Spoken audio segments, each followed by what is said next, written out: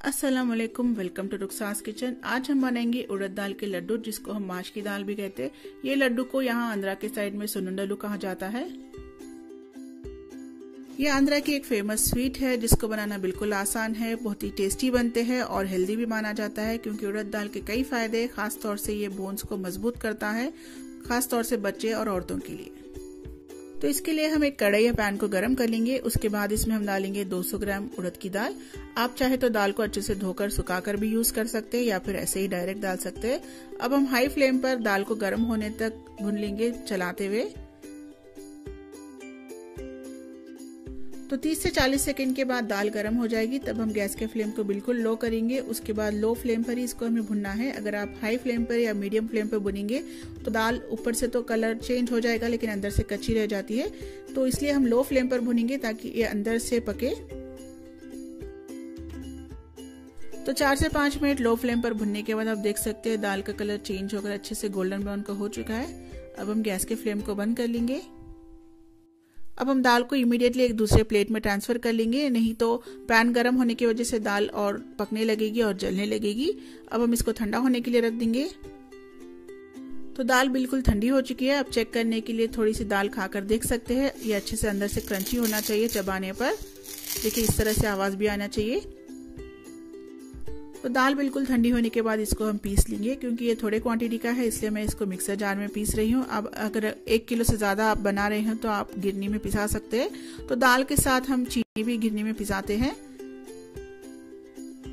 अब हम इसको पीस कर पाउडर में बना लेंगे।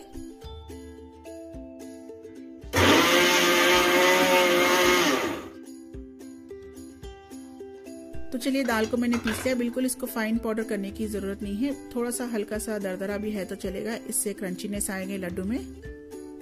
अब इस पाउडर को हम प्लेट में ट्रांसफर कर लेंगे।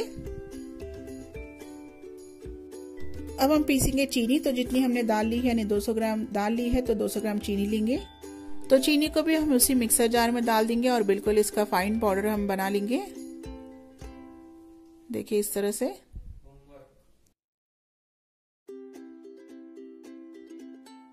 अब हम पिसी हुई चीनी को भी दाल के साथ डाल देंगे और दोनों को अच्छे से मिक्स कर लेंगे। आप चाहे तो चम्मच से कर सकते हैं या फिर हाथ से भी मिक्स कर सकते हैं। तो चलिए दाल अच्छे से मिक्स हो चुकी है चीनी के साथ। तो अब हम बनाएंगे लड्डू। तो लड्डू को बाइंड करने के लिए हम डालेंगे घी। तो 100 ग्राम से लेकर 150 ग्राम घी लग सकता है। तो पहले मैं आधे पोर्शन में घी डाल रही हूँ। आप चाहे तो पूरे पाउडर में एक साथ घी डाल सकते हैं, लेकिन पहले मैं आधे पोर्शन में डालकर इसको अच्छे से मिक्स कर रही हूँ। तो इस तरह से हम हाथ से अच्छे से मिक्स कर लेंगे। तो थोड़ा सा घी मैं इसमें और ऐड कर रही हूँ और उसके बाद मैं अच्छे से इसको मिक्स कर लूंगी।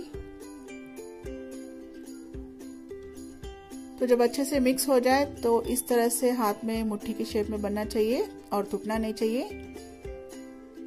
तब हम इसके बनाएंगे लड्डू।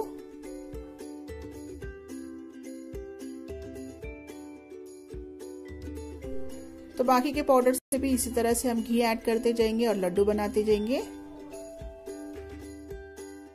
तो देखिए लड्डू मैंने बना लिए हैं। आप अपने पसंद के हिसाब से छोटे या बड़े साइज के लड्डू बना सकते हैं।